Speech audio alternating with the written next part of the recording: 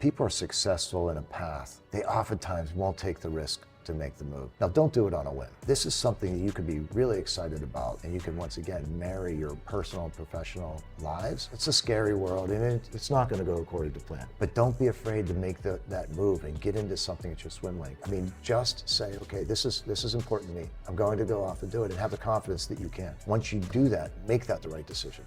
It's not once you get there, it's all going to happen for you. Welcome to the Fitness CEO Podcast. Hey friends, welcome back to another amazing episode of the Fitness CEO Podcast. And so excited to tee up today's guest, who is a new friend of mine. He is a mechanical engineer by trade, has an incredibly storied career on Wall Street with Goldman Sachs, but decided in his 50s to pursue a passion project to purchase TRX, which is a massive brand, functional fitness in our industry. So very excited to introduce my friend, Mr. Jack Daly, CEO and owner of TRX. My friend Jack Daly, welcome to the show. Thank you, Bryce. Great to be here. All right, well, very excited to sit down. Newly minted owner and CEO of TRX, which a lot to talk about, industry trends, a partner of ours. Before I get into that, would just love to uncover the background, if you will. So if you could share just a little bit about, how this all came to be, and then also too, like your, I guess, path with fitness. Sure. Well, look, fitness has been a part of my life for as long as I can remember. Sports as a kid, growing up, and I think I'm maybe, it might be similar to other people's journey, is I focused on it for a while. I fell off a little bit in my mid to late 30s. And then when I rounded the corner at 40 years old, I had a knee injury, and I decided, hey, wait a second, that's going to happen as we age. So one way to really put it off is to hit it hard. So I really started taking fitness very seriously in my late 30s, early 40s. And then I'm fortunate, I have very good friends who helped me really figure out the right way to train. And that was 15, 20 years ago. And then since then, it's been a really integral part of my life. And we were just talking offline, jiu-jitsu is also a passion of yours as well. So what's the backstory on that? Yeah, jiu-jitsu is fun. So as a fitness fanatic, fitness freak, whatever you want to call me, yep. 52 years old, 5 years ago, I walked into a gym in San Francisco. And I grew up in a neighborhood in Pittsburgh, blue collar neighborhood. We fought all the time, like a lot of neighborhoods, right? We weren't mean people. That's just what kids did. But I hadn't been in a fight in 35 years. And I walked into a gym and I meet a guy, Stefan Solomon. And I have 3 teenage boys. Well, now they're 21, 19, and 18, but back then they were. And I meet him, and he says, what do you do? He said, I retired from professional fighting. I teach Muay Thai, kickboxing, and jiu-jitsu. I said, well, I don't want you kicking me in the head. Let's try jiu-jitsu. And so I went, that started my journey. I had a private session with Stefan and 2 of my sons, and we did the technical training, a little bit of warm-up. I rolled with him for 5 minutes. I did a 5-minute sparring round. I went back to that dopamine rush that comes from being a 17-year-old in a bar fight. I came alive in a way that I thought was gone. And from that time on, I've been hooked. So I've been training with Stefan Solomon in the Scrap Pack team in San Francisco. I also train with Hampton Jiu-Jitsu and Greg Melita out in New York. But it's been a really important part of my journey. What do you think is the most challenging part? And I've tried a few times. I have a few friends at our headquarters that are really into it. And for me, something, if I'm going to do something, I need to basically take it seriously. My schedule just hasn't provided me that space. But I just remember being humbled at my first experience with it. So what's the most challenging part from your lens? That is the challenging part, really being able to go in and understand that you're early on the journey, and I'll always be, in my view, early in the journey, right? And you're not going to go in and win. You're not going to go in and overpower people. You just aren't going to. And if you can understand that going in, have that humbling experience, and be okay with that, and allow that to motivate you, not to get out and win, but to motivate you on how much you learn. When you're submitted 3 times in a 5-minute, roll with somebody, the beauty is, oh my gosh, I'm vulnerable in those 3 ways. Now I can figure out how to defend that next time. And you have to really derive energy from that, because you're not going to win.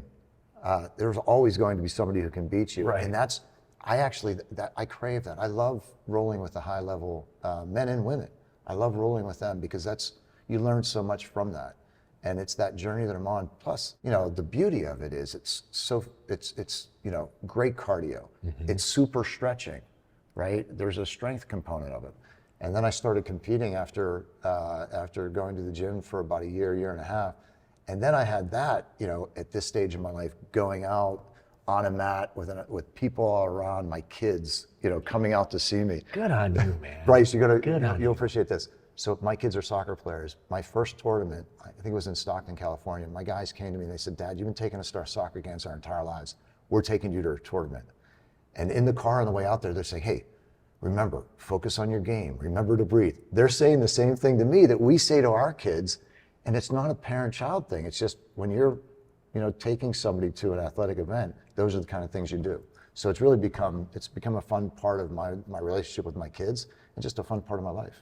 All right, so I want to kind of set the tone. A lot of our audience are in transition. A lot of them have been successful in their 30s, 40s, but there's just something missing, like a passion-based.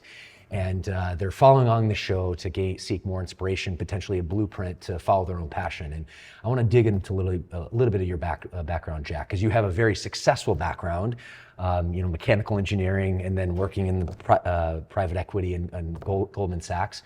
And then eventually you acquired this massive business called TRX. So can you talk a little bit about, high level your background, but then also too, what it was like the transition, like why TRX and kind of the most exciting parts of that transition, and also too the most challenging parts as well. Sure. Well, look, I had a great 25-year career on Wall Street. I was a partner at Goldman Sachs. I was at Goldman Sachs for 17 years. In private equity, what we do is, in private equity, I essentially take over large cap companies and control them for 5 to 7 years, create value in those companies, whether we take them private and then take them public later, or buy them from a private owner and sell them to a private owner. And in a 5 to 7 year journey, we would create real value for our investors in those businesses. So it's a fun industry and a fun business. And I did that for 25 years. Had a great time with it. What were the skill sets that would you say that were required and why you were successful in that industry?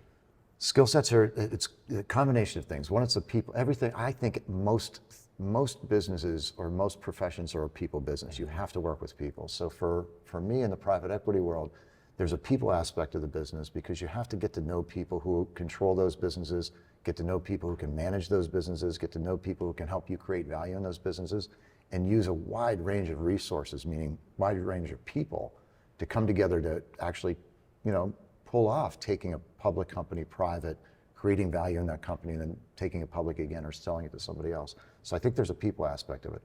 Very analytically rigorous. So there's an intellectual horsepower and analytical rigor that's really important because when you're doing an analysis of a multi-billion-dollar company, the financial statements are full of lots of places where you have to really get insight into the business and figure out really what's happening in the company. Then you also have to do an analysis of industries and understand what the trends are in those industries and how can you help that business really thrive with the next 5 to 7 to 10 years, right? And so you're always looking 5 to 10 years out because you're going to own it for 5 years. Mm-hmm. And then for you to effectively sell it, you have to know where it's going in the following 5 years because that's what you're turning over to somebody else. So I think there's a lot of analytical rigor that gives you insight to then look into projections or the future of the business. And then there's a teamwork aspect of getting the right people around to help you pull that off.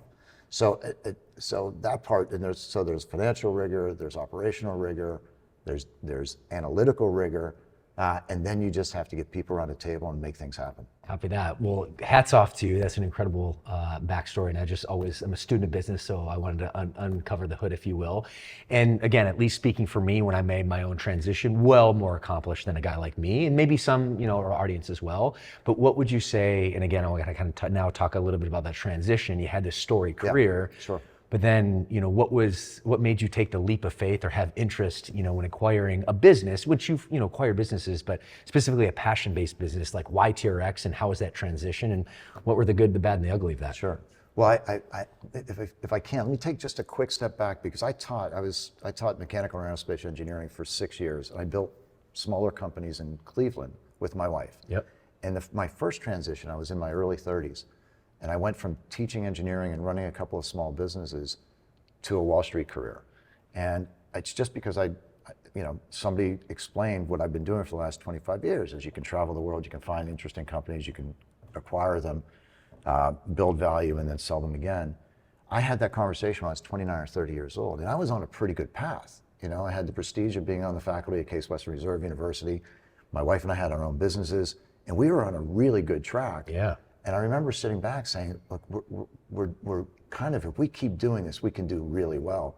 But this might be more interesting to me. And I had a partner, my wife of 32 years now, who supported me in making that decision to say, we're on a really good track right now. It's safe, it's secure, we're going to be financially, secure, but this could be more interesting. And so she supported me to go to Wharton to get an MBA, to then go pursue this, Wall Street career that I'd learned about. And so part of it, I think, is just being confident to go ahead, and even if you're in a very good seat, but if you think something could be much more attractive, have the confidence that if you've succeeded here, you can succeed there. It's going to take you a little bit of transition time. You have to learn the language of that industry and that business. But if you put the time in and you work hard, you can really do well. So the first is you just have to have the confidence to be able to do it. And I made that transition early in my career. And now I look back and it was a beautiful thing to do. Totally. Right? So then I spent those 25 years on Wall Street. Before you go there, I just want to take a step back, because that's just a great point for our audience. Because a lot of our audience, maybe they didn't have that level of success you did, but they're on a good path. They've done well in their career. Like, to your point, that it's a safe, secure, they see, good things coming. But at the end of the day, they know something in their heart that there's something more for them. So I just want to acknowledge that part of your story. And yours, and people who help you build this business, I can see that. I can see somebody who's a 32-year-old who's been in a career path. I'm an accountant. I'm getting ready to get that controller position or that VP of finance position. And I know it's safe and I'm making good income. But you know what? I'm not passionate about this, and I'm not passionate about doing it for the next 20 years. Now, I'll do it because I can provide for my family, but there are ways to marry your personal interests and your professional interests. I'm convinced that there are, and so if you are even in that position to say, hey, I can go join your team, and I can build my own business, and I can start with one, and then I can build two or three. Look at your path.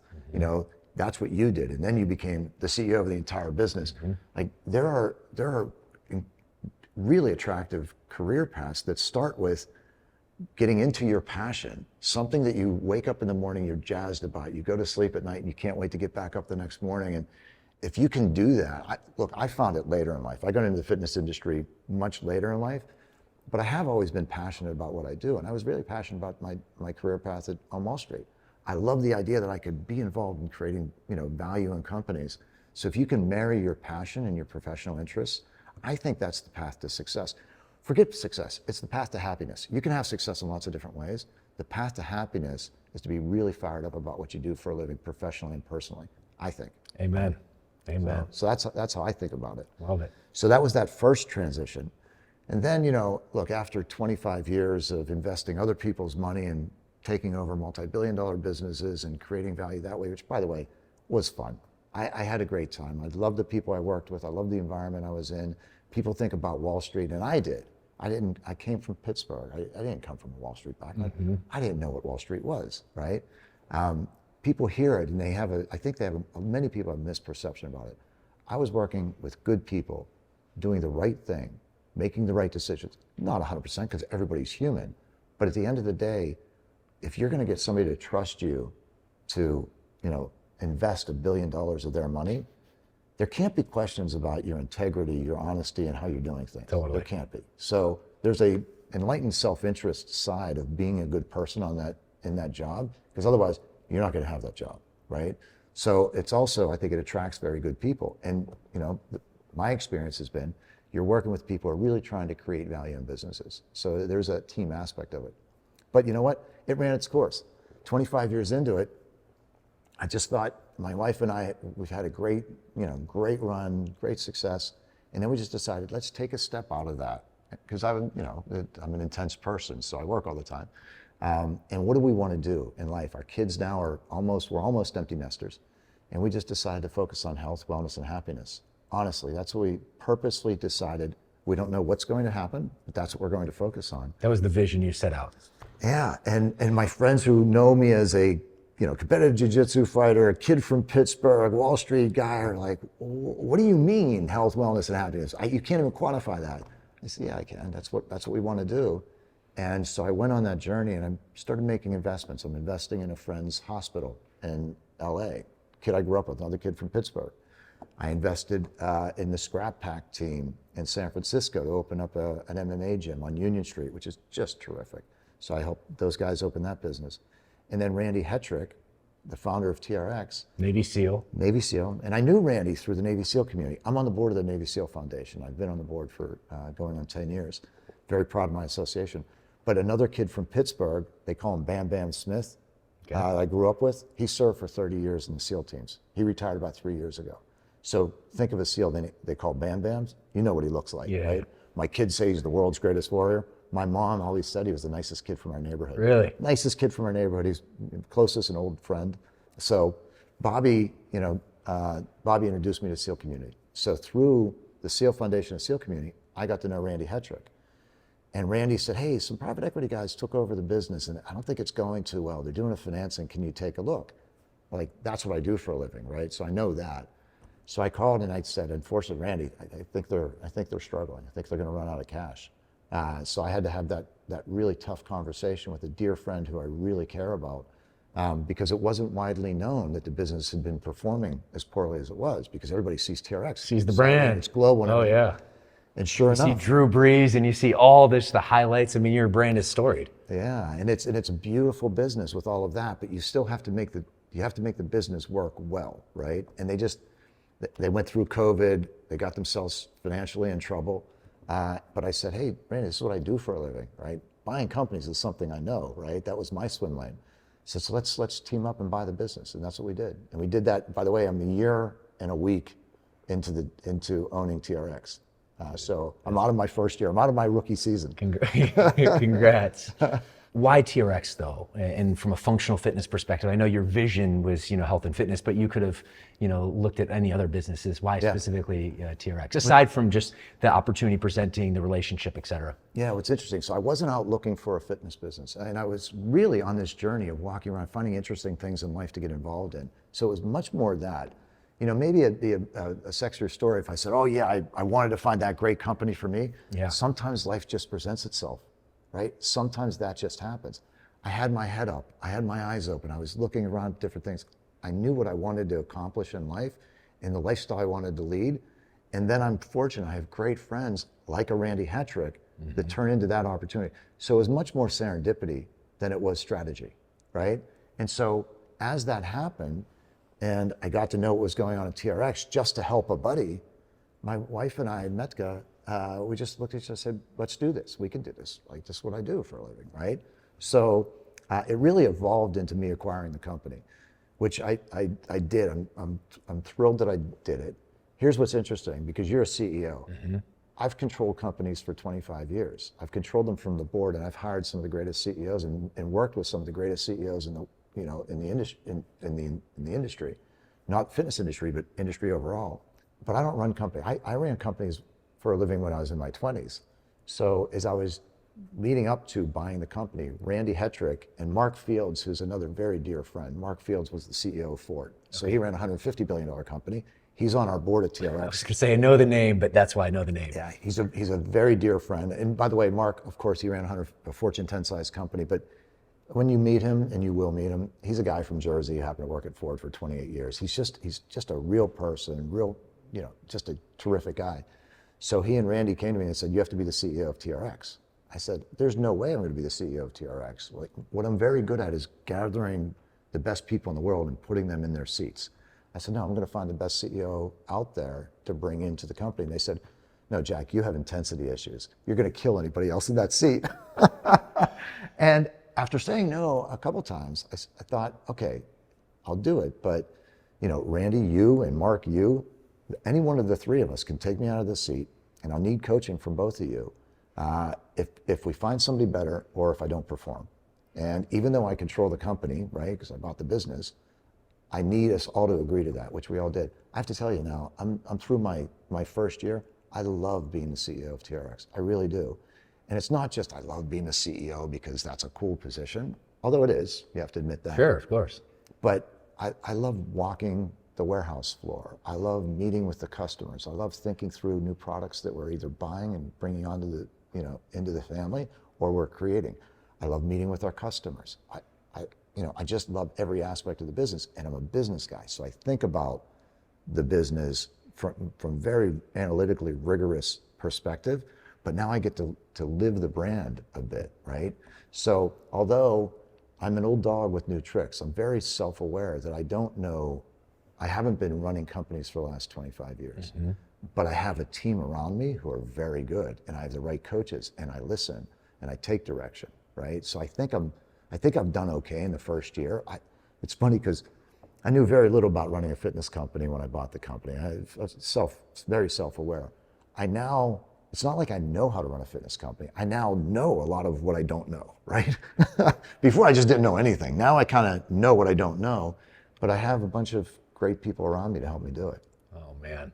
I want to dive into something that you just literally flared up, which I'm just so impressed with. Before I do though, I would just want to acknowledge that even in my story about, being serendipitous, I first started before, I didn't know I wanted to be a Fit Body Bootcamp owner as an example, very specifically, or that I was eventually going to become the CEO, but I had the vision. I wanted to, work in the health and fitness space. So I think there's probably some commonalities there, and also too, just a good lesson for our audience as well. You don't have to have exactly the game plan figured out, but if you have the intention, the vision of the area that you want to gravitate into, and then you start putting yourself out there, learning and reading and connecting with other people, then sometimes the path can be shown. But that's one point that I want to make that really connected with me. Hopefully, it is interesting the way life evolves. If you have purpose and you're willing to put the time, effort, and energy, and by the way, you recognize you're going to make mistakes and it's not going to go according to plan. You just know that. But if you're directionally heading where you want to go and you bring that passion and those talents to it, I agree. Then it's interesting. Then it's life. Like things evolve in a way. Problem pops up, solve it. Totally. Opportunities pops up, take advantage of it, right? That's why we're here. That's what we do. Totally. So I want to dive into a little bit the direction of TRX, but before I do, one thing that you just mentioned, I'm blown away with. I want to tap into your relationship with ego, because we all have egos, right? And you're a hard-charging entrepreneur. You're an intense guy. You've had a lot of success, but literally so impressed with you just hearing the fact of you can humble yourself and realize like, hey, I don't necessarily know if I'm going to be the best CEO, but after some, coaching, consulting, you're like, okay, I can do this, but I'm humble enough to realize that if I'm not performing, if this isn't for me, I'm willing to kind of take a white belt mentality and open up the search to someone else. So kudos for you, but what is that, what's your relationship with ego and how have you seen that in your career? And not only for you, but in terms of working with your other business colleagues?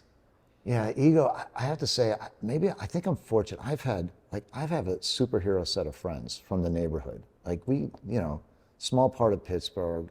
And they're extraordinary. I have this guy who was a Navy SEAL for 30 years. I have a kid that's, a spine surgeon, and Dr. Brian Perry, a spine surgeon in LA at Cedars-Sinai, who built Doc Surgical. He's now building a Doc Surgical Hospital. I have a buddy who runs a major hedge fund. I have a buddy who's a Hollywood mogul, right? Still is, and so I've never been the best in any group I've been in. I've been a part of extraordinary teams, but I think there's a humility that comes with just recognizing, wow, there are a lot of talented people here. I'm working hard just to try to keep up, right? And I had that from early days in the neighborhood, right? And then we all scattered into different industries, and I've watched these guys, get Academy Awards over here, become the world's greatest warrior over here, and I'm just doing my thing, saying I'm just so impressed with them. I'm just working hard to try to gain their respect. So I think it's as much of that as anything else, right? I think you have to have some confidence, right? Which I do. I think I have some confidence. Clearly. But for me, I've made so many mistakes. Countless, right? So I always go into things and I expect things to go poorly and I expect things to go bad. I work really hard, and so sometimes they actually go well and you're like, oh great, but you don't focus on that, right? You just get on to the next thing. So I don't know, I've kind of been surrounded by really good role models, really good people who push me to be my best. Yeah, good on you, man. Well, I think that sense of, having a strong, intense personality vision, but also too, like having a white belt, mentality to humble yourself, it's probably why you've been able to attract a lot of people, because no one likes to work with an egotistical, leader, owner, CEO. So I can see where that would, definitely complement you and the mindset you have, and really allow you to work well with others. So transitioning to a little bit more about your vision for TRX. So you're, at the time of this recording, you're just over a year in. Yep. Where do you see, TRX going in the next 3 to 5 years? What sort of trends, and how is TRX fitting those trends? Yeah, so think about it from our perspective. We had to get the company very well grounded, right? So the company had taken on debt that they couldn't hold on to, and they got themselves in trouble that way. So by the way, when I bought the business, we don't have any debt. I didn't borrow any money to buy the company. Metka and I, this is a family-owned business, so we're debt-free. And what we came into this, first step was to really, really build the foundation in a very solid way. So as I think about it, it's when you buy a house, the plumbing and the electrical, the foundation, the things that you just don't see in a house, but we all know are foundationally and fundamentally important. So our first mission was to really build that foundation and get that solid. So we brought in a brand new team of senior leaders in the company to be able to make sure that we're doing all of those things right. And I lovingly refer to them as the Avengers. I have a bunch of kids from the neighborhood I'm very proud of. I have to tell you, the senior executive team at TRX is just extraordinary, right? I mean, we have this team of people together who have all accomplished really significant things in their professions and other places, that have just joined me on this journey to come into TRX and take it to the next level. Did you recruit them and place them? I recruited them and placed them, but these were all through relationships. Our CFO, Doug Greff, was the CFO of Revlon, ran leverage lending at Citigroup for many years, an accomplished finance exec. He's a friend. He knows consumer products better than I do. He looked over my shoulder and he came in and said, I'm going to be your CFO. We'll do this together. Our chief technology officer, who our TRX app is really important to us, built an app called Crunchyroll, which is a very successful app. He's an icon in the tech industry out of Silicon Valley, but he went to Stanford Business School with Randy Hetrick 20 years ago, and he always wanted to work as part of this team. So I have a CTO that we're very proud of is on the team, and I can go through. Head of supply chain came from Nike, spent 12 years at Nike, running their global warehousing. He's running our supply chain at Humble TRX. Did you Humble TRX? Because through a friend of a friend. You had a friend relationship. of a friend said, oh, you have to talk to Woody. I talked to Woody, and he ran sourcing and supply chain for Nautilus for 10 years before that. So he's been he said, oh, you got to talk to my buddy Woody at Nike. I talked to him, I said, Woody, why don't you join us? And so he's in. He came in, he's driving our supply chain. We just hired another chief engineer from Nike, Matt Brown, who drove the Nike Fuel Band and Nike self-lacing shoes, because connected fitness, which we'll talk about, which is one of the really great growth paths for us. I needed a world-class Avenger to come in and quarterback that for us. So here, Matt Brown, world-class engineer, comes and joins TRX. Our general counsel, Alan Villanueva, he was a patent attorney with Dwayne Morris, who protected, because intellectual property in the fitness industry is huge. Mm-hmm. He protected this brand for 12 years as a senior partner at a law firm. As I was diligencing the company and getting to know our intellectual property, which is very strong, got the idea that Alan would join us. I said, Alan, will you join the team? He said, I'd love to join the team. But when you talk about transition, Alan was a senior partner crushing it, but he said, you know what, my husband's, his husband's a very senior attorney at Amazon. And he said, he goes, I've always wanted to go in-house. He wanted to just make that transition into our industry. Another guy making that transition, another person. And so Alan joined the team, and he's not just general counsel, he's an SVP and general counsel because he's a nuclear engineer. He's a very good design engineer. He's an accomplished author, so he knows Amazon because he sells his books on Amazon. So he helps us out in our digital marketing. He helps us out in our product development. He's a world-class intellectual property attorney. So this is the team of Avengers, and I could go on, but I've been able to pull this team together, which is terrific. Well, I think also too, I mean, this might be in a very high level that you're just articulating for your business, but when I take a step back in the fitness industry, we tell our franchise partners all the time, we are in the relationship business, the people business first and foremost. And yeah, we have to know the fitness, and we, install that training and nutrition training within our franchise system. But first and foremost, it's about, building relationships with your coaches and also your clients as well. So there's just a lot of parallels to the story that you laid down on how you're constructing, TRX, not only now, but, for years ahead. effective teams. I mean, we're here today, and you have franchisees from all over together, and I see the way you lead, right? I mean, it doesn't take long to get to know you as a person. We don't know each other really well yet. We've talked about leadership, and I've read about the way you talk about leadership and the way you approach things, and you're a person who leads from the front. You're a doer. You're out there, you're working with people, you're inspiring people, you're connecting with people. At the end of the day, you build your business by finding the best people out there who are interested in joining you on this journey. And it is joining you, it's side by side, Totally. right? And then what you're doing is you're trying to find those people, men and women who can build their team of instructors and build their culture. And they're starting off with one gym, then going to 2 and going to 3, because those are the great franchisees for you and the great partners for you. Those who have that capacity to build, right, their own business within your ecosystem. You're going to give them resources, and they're going to participate in it. I think that building teams that's just what professionals who are successful do well.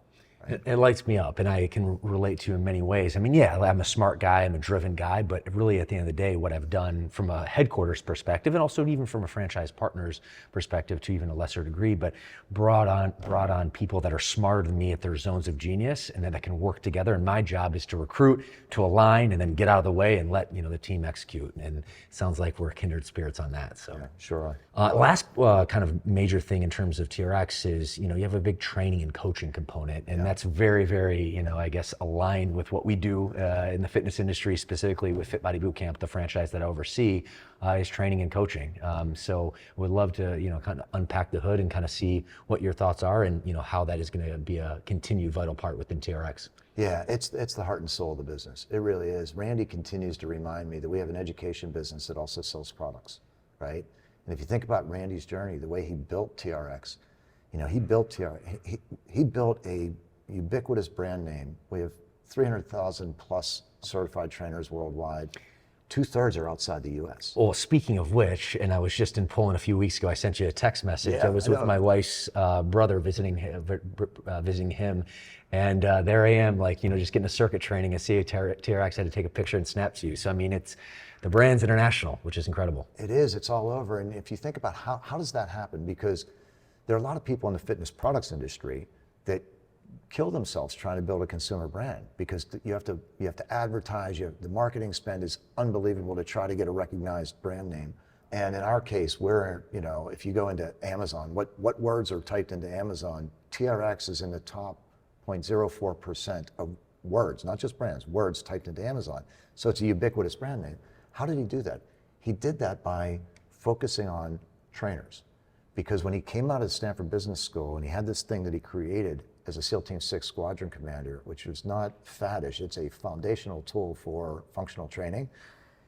The way you get that out there is, because it does require some education, was through personal trainers. So the trainer community recognized it because they're very sophisticated. It's a great tool because it's portable. It's a very sophisticated fitness tool, right? Yeah. So he built the business really working with those personal trainers. And TRX didn't have a consumer business till about 2015, 2016, right? So more than half of its life was really focused on providing a tool for personal trainers. And then it became a ubiquitous brand. But he didn't go out and start advertising on wherever to try to build a brand name. And now it's a ubiquitous brand name that everybody recognizes. But it was really through that trainer community. So we look at it as that community is foundational to us. And we have all those certified trainers. Many of them will open our emails and engage with us. So taking care of that community and providing them with tools and keeping them in mind while we're looking at new product innovations, whether it's us acquiring companies like YBEL, which we just acquired, or developing new products like the Bandit. We'll innovate for them, but we do it with the trainer in mind. And then we also have to have a strong education program, right? Because education is really important. So we want to make sure people understand how to use our equipment to its fullest potential. And so that part of it is foundational to what we do.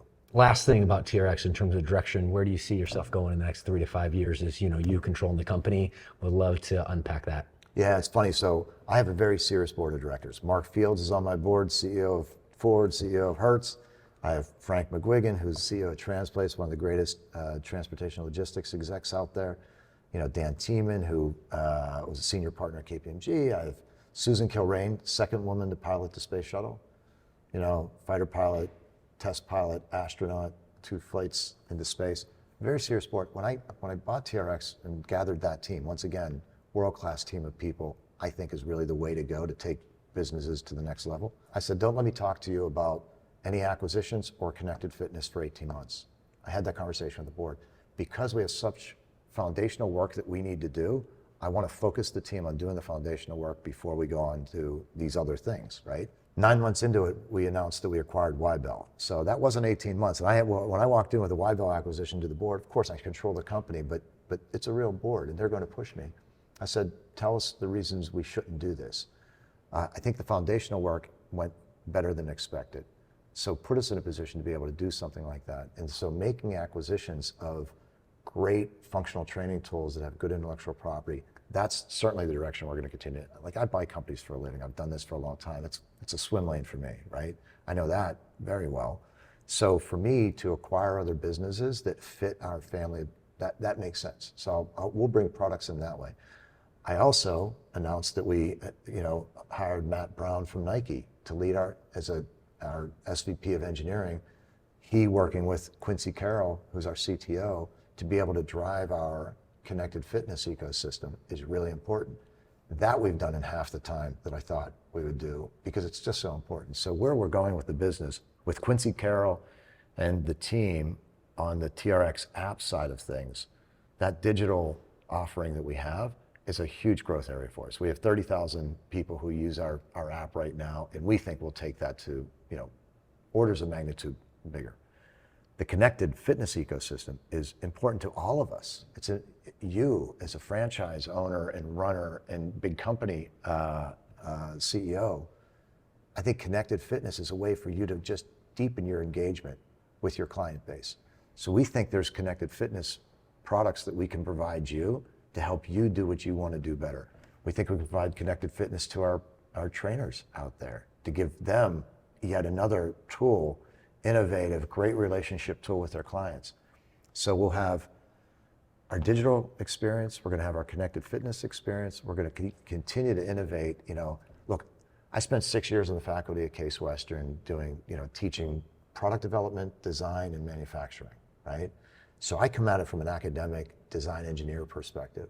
Randy Hetrick is a proven inventor in the fitness industry who's created what I think is the most innovative product in fitness. So teaming, I have academic rigor. He just has genius, right? So I could bring the business and academic rigor on product development with Randy's genius, with other people like an Alan Villanueva, a Matt Brown, and the team that we have. We think we can come up with great products going forward. So we'll have new products, we'll have the digital ecosystem, we'll have a connected fitness ecosystem. And look, from my perspective, that gives us a lot of growth paths, right? And then it's really focusing TRX as a leader in health, wellness, and happiness, right? I think there are many other things we can go into, but if we keep to our swim lane and do those kind of things, I think we'll be wildly successful. I think we'll have fun doing it. I mean, we'll just have a blast, right? Dude, absolutely excited for you, and I can tell this is going to be a really long-term, partnership endeavor for both of us, and excited to see you shine over the next few years. So, Thanks, as you transition, you've been gracious with your time. Have a few minutes left. Just want to kind of uncover, more of the man of Jack, if you will. So, one thing that's really near and dear to me is the concept of longevity. So, from your perspective, what are your thoughts on longevity, stamina? What's your relationship with that concept? Honestly, it's foundational to how I think about the world. And it's funny because now I run a fitness products company, right? So I used to work out all the time and nobody cared, right? And I used to work out, and I still do, with SEALs and law enforcement and fitness influencers. And so we have videos and pictures of all that. I just dropped a video 2 weeks ago with a guy I started working out with 10 years ago, a guy named Don Gruen. Don's 96 years old right now. Don and I have been working out together for almost 10 years. I met him in a gym and had him doing pull-ups at 87 years old, because he's chit-chatty, right? And we go to the same gym in New York, and he's like, hey, do you think I do that? I said, yeah, let's grab your trainer, weight assist, pull-up machine. So that's Don, right? So when I think about, heroes in my life, Don is a hero in my life. He and his wife, Judy, wife of 65 years, and Mecca and I have gotten to know each other over the years. Don and I spend almost, the majority of our time, other than having dinners together, is in the gym. Don goes to the gym 5 days a week. So when I think about longevity, he is my picture perfect example of it. Here he is, fun guy, happy guy, very sharp. So Don, at 94 years old, ended up having diagnosed with cancer. Goes through cancer surgery, he's now cancer-free. On the back end of that, we're back in the gym together working out. And you think, so let me get selfish here a little bit. Why am I in the fitness industry and why am I focused on health, wellness, and happiness? Because I see an example of Don Garoon, you see him walk into a club and everybody responds to him. Everybody loves him because he's a happy, fun, vibrant guy. And he'll remember details of things from a conversation you had a little while ago. Like, he's so sharp. He's just, once again, he's my hero. And I look at Don and I aspire to be Don. It's like when I told you about being surrounded by really successful people. I always feel like I'm trying to keep up. I'll work really hard for the next 40 years to try to be like Don. And I know I can't do it as well as him, but if I even get close, I'm money good, right? So longevity to me is just foundational. So that's why I don't have chemicals in my life. I take vitamins, I take supplements, I fight jujitsu with 20-year-olds, right? I train, this is what we do, and I do it with purpose because I do want to be like Don. That means, what is the upper limit? I don't know. What I do know is there's better science and technology now behind us staying healthy and working on longevity than there was when Don was our age. Oh yeah. 100%. Oh yeah. So if we have that advantage and we have him as an inspiration and an example, why can't we do better over time? And why not have a great, happy, healthy life and, have friends and family and just lead a good life? Why not do that? So, dude, longevity, I think it's all about longevity, but it's longevity and it's doing it in the right way, in a good way, in a happy way, in a way that you're proud of. Like, I have 3 kids. I love looking them in the eye and just, sharing my experiences where I am because, there's a parenting thing where, you don't tell your kids what to do. You lead a good life and let them watch, right? And if we can do that, we're in a position to be able to do that overall. Right? You lead a good life and let them watch. Yeah. And that's the role model, that's the lifestyle, that resonated me, and I know it resonated with our audience as well. Yeah, we can do that. We can do that around the world by just, giving people access in your business to getting themselves healthy, and in my business, providing them products and education to keep themselves healthy and happy. Oh, yeah. Anyway. Your accomplishment, what's your biggest accomplishment or something you're most proud of? And the flip side, what's your lowest moment? Could be business or life, and what did you learn from that? Biggest accomplishment, my wife of 32 years, Metka. I found a partner in life very early, and we've built a great foundation of a family. I have 3 unbelievable kids. I credit her. Like, I get to play with them, but she's raised them so well. I have 3 boys, 21, 19, and 18, and they're beautiful human beings I talk to regularly. Without a doubt, the greatest accomplishment in life. And that's, look, I got lucky. Right? I just did. I got lucky early. I met a girl who's a computer engineer while I was a mechanical engineer in school. I was smart enough, right, to lock that in. And we've built a great life together. So, lowlifes, I'll get emotional, but I lost my mom last year. I lost my mom the week I bought TRX. So definitely a low life, but there's so many life lessons, and I think about her all the time, right? And so for me, that's a motivator and a driver. And once again, I try to measure up to what she expects and what she wants from me. So I think we all have lowlights. We all have those dark, deep moments. By the way, I've failed miserably in business in a couple different ways. I've had examples of negative experiences there, but those aren't lowlights. Those are learning experiences. And they're hard when you go through those. I think the lowlights when there's an emotional in a family, and my mom led a great life, and she exited in such a great way. Like, if you're going to go out, that's the way you do it. And it's hard. But it's hard to try to internalize that and see through the negativity of just losing somebody you love. Yeah, man. Well, thank you for sharing. Sure. All right, so as we wind down, I have two kind of last questions, and really you have a wealth of wisdom, Jack, from your lens. And this is for our audience, that parting piece of wisdom who, are engaged, again, they're doing well in life, maybe ups and downs, just the way it is, but they know there's something more for them. What was your parting piece of wisdom be? There are a couple of different things. If people are successful in a path, they oftentimes won't take the risk to make the move. Recognizing that it's really not risk. If you truly are, now don't do it on a whim, but if this is something that you could be really excited about and you can once again marry your personal and professional lives, like be confident that you can do it. It's a scary world and it's not going to go according to plan. It's just not. So my advice is it won't go according to plan. Be prepared for that. But don't be afraid to make that move and get into something at your swim lane. Because and by the way, I'm speaking from maybe experience in some ways, but I didn't learn the fitness industry until this stage of my life. Yeah, right? yeah. But having had made transitions, I think that's it. It's just, Nike, just do it. I mean, just say, okay, this is important to me. I'm going to go off and do it, and have the confidence that you can. That's really what it takes. And then once you do that, make that the right decision. Right? Because it's not once you get there, it's all going to happen for you. But just have the confidence. If you grind it out, if you put the time in and you have skills and you deal with the things the mistakes that you make and the things that go wrong for you or the stuff that other people do to you, you can manage through all that, right? So I think it's just, but do it, right? Why not? Just do it. You go one time one time to do this stuff, like, go ahead. One spin around this globe. So. Yeah. All right, my friend. So the name of this podcast is the Fitness CEO Podcast. You are certainly a CEO of a massive organization in TRX, but that all aside, what does it mean to be a CEO to you? It's interesting because I'm a new CEO, right? I've been in business for a very long time. It's accountability and responsibility. That's what it is. It really is accountability and responsibility. I feel that accountability and responsibility, day and night, because as a CEO, right?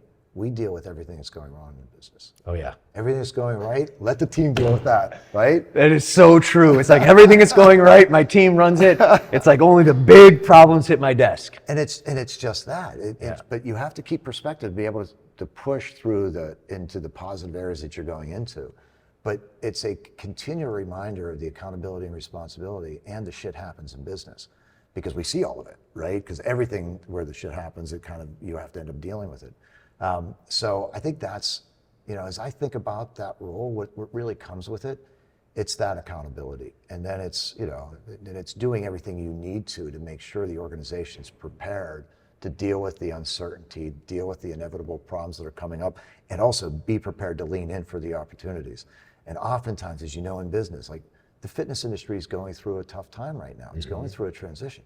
Went through COVID and then post-COVID, and and then the economy's up and then it's down. It's a very troubling time for companies, and I'm very mindful of that. I have to say, that's when I become a bull, right? I lean into markets when they're most uncertain. I think that's when you have to invest, and it's natural for people to pull back because we're all human. And oh, geez, what's going on? And you'll without focusing on this is a good time to make investments, you'll tend to pull back too much at a time like this. And I think that's where you miss an opportunity, right? Because you're protecting your downside. You have to be. Totally. You have to be sober, right? And you have to make sure you're protecting your downside.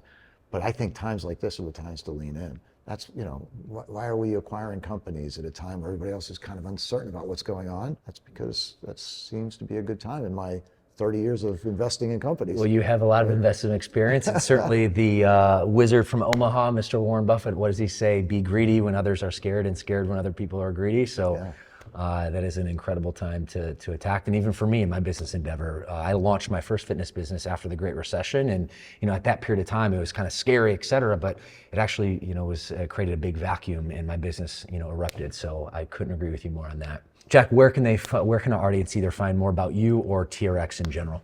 Well, TRX training, we have 2 million social media followers on our various platforms. That's really, I'm getting up to speed on the social media side, so I am on LinkedIn, but it's really TRX training is where we end up getting our message out to everybody. Well, I just want to take a second before we wrap today, acknowledge you. It's been great. This is the few conversations we've had.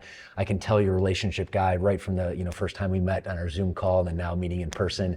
It's been an awesome time, very short but sweet, and I know that our relationship will continue. But more so, I will acknowledge you for being an intense guy, a driven guy, a guy with vision, a passion for life, and also being willing to reinvent yourself. I think that says a lot about you, and I just want to acknowledge you for that. So thank you so much for being on the show. I know I've learned a lot, and our audience has as well. Thank you, Bryce. Pleasure to be here. Appreciate it. Well, my friends, I know you got a ton out of this episode. If you did, go ahead and give it a like. And remember, no one is coming to save you. You must save yourself, and the time is now. Thanks, and we'll see you in the next episode.